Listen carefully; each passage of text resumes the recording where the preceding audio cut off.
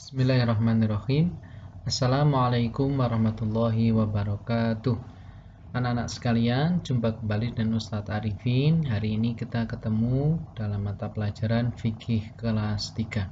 Anak-anak sekalian, seperti biasa Ustadz Arifin tidak pernah bosan untuk mengingatkan setiap aktivitas baik harus diawali dengan doa kepada Allah supaya aktivitas kita tidak sia-sia, tidak sekedar capek, tidak sekedar lelah, tapi aktivitas kita mendapatkan pahala di sisi Allah.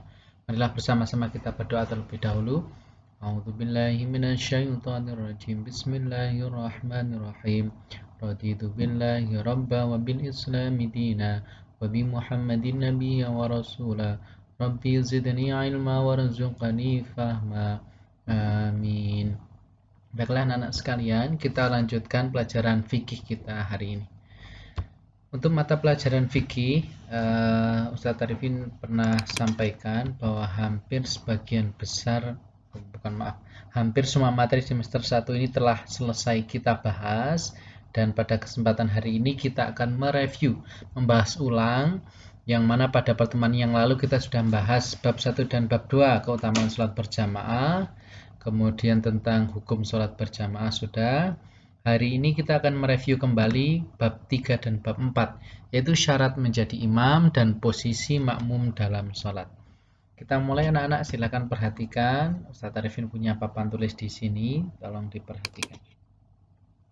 Kita mulai dari kriteria dalam memilih imam. Anak-anak sekalian, dalam memilih imam tidak sembarangan, yaitu ada aturan-aturan. Beberapa kriteria ini digunakan untuk mempertimbangkan apabila ada lebih dari satu imam, kemudian yang dipilih itu yang bagaimana. Karena ingat, imam itu bukan dipilih karena usianya, bukan karena dia orang sepuh terus dipilih, tapi karena beberapa hal yang akan Ustadz Arifin sampaikan berikut. Beberapa kriteria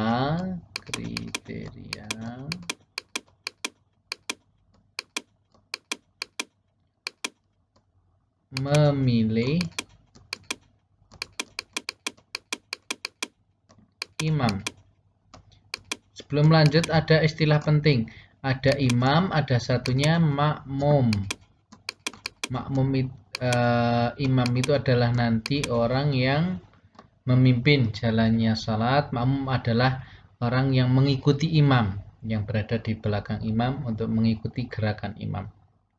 Nah, imam ini yang nanti akan kita bahas dalam memilih. Misalnya ada beberapa orang. Yang pertama dipilih adalah yang paling bagus bacaan Qur'annya. Jadi yang dipilih pertama itu adalah orang yang paling bagus bacaan Qur'annya. Karena apa? Ketika seorang imam bacaan Qur'annya bagus, sehingga nanti jamaahnya, makmumnya bisa lebih meresapi, lebih khusyuk dalam sholat. Karena dalam sholat, bacaan Al-Fatihah maupun surat ketika dibaca jahar dengan keras, itu kalau suaranya indah, itu nanti membuat jamaahnya tambah khusyuk.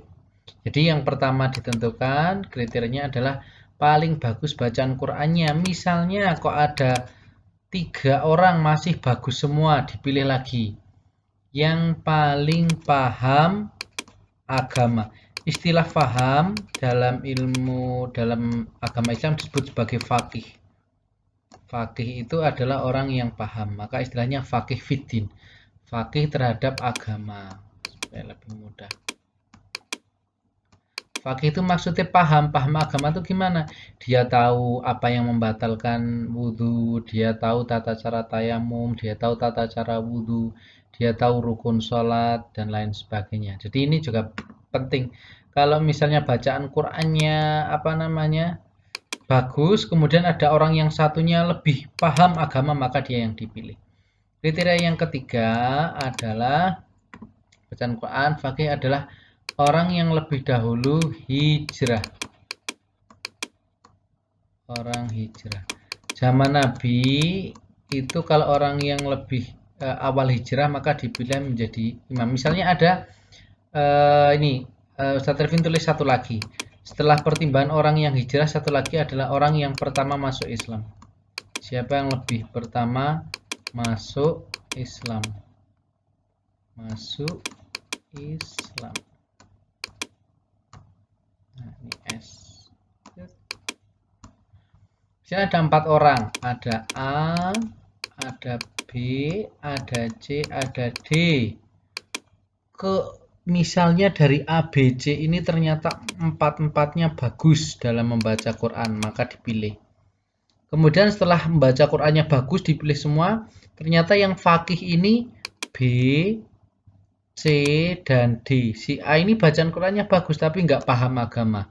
Maka A nggak masuk. Tinggal B sama C sama D.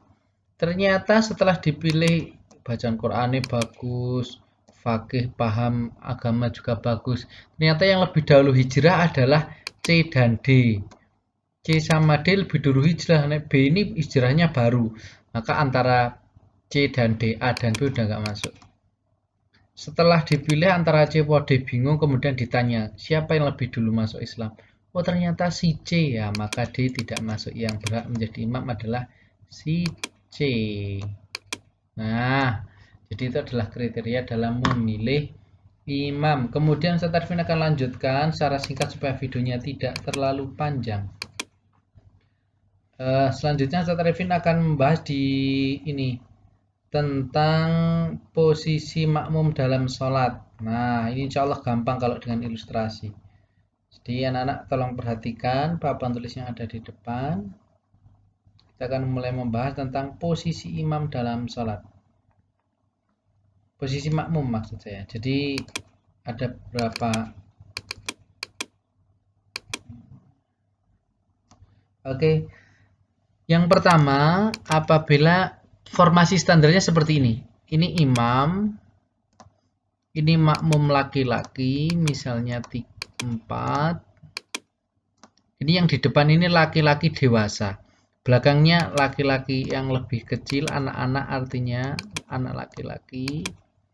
Belakangnya lagi adalah anak perempuan. Yang perempuan segitiga ya.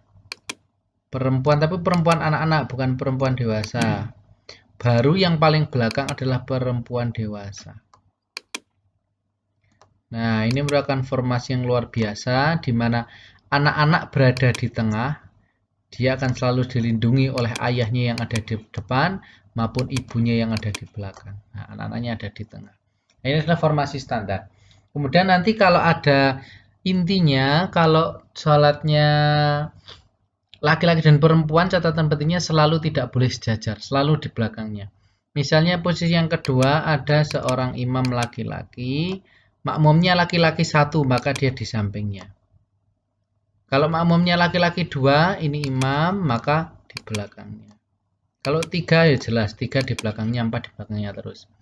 Kemudian kalau misalnya yang ketiga, makmumnya laki-laki, jamaahnya 1 perempuan, nggak boleh di sampingnya. Nek perempuan tetap wajib di belakang. Kemudian kalau perempuannya 2 juga di belakang. Nah, sekarang yang keempat, kalau ada makmum, kalau ada imam laki-laki, kemudian ada laki-laki 1 perempuan 1, apakah laki-lakinya di sini, perempuannya di sini jajar? Salah, yang betul adalah imam, kemudian laki-laki di sampingnya imam, kemudian wanita di belakangnya.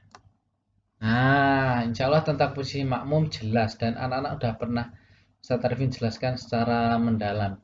Intinya laki-laki dan perempuan kalau dia sholat berdua selalu tidak boleh jejer, selalu bisa. Nah, anak-anak sekalian, untuk review materi kita hari ini saya kira cukup sampai di sini. Untuk tugas fikih hari ini adalah tidak ada tugas, silakan anak-anak boleh untuk persiapan. Jadi sebelum nanti menghadapi penilaian akhir semester PAS 1, buka-buka kembali soal-soal yang pernah dikerjakan, karena nanti Ustaz Arifin juga akan mengambil soal dari buku paket yang dikerjakan anak-anak. Nah, anak sekalian, cukup sampai di sini dan kita ketemu lagi dalam pertemuan mendatang. Kita akhiri dan baca doa setelah belajar. Bismillahirrahmanirrahim. Allahumma arinal haqqa haqqa warzuqna tiba'a wa arinal batila batila warzuqna ijtinaba. Assalamualaikum warahmatullahi wabarakatuh.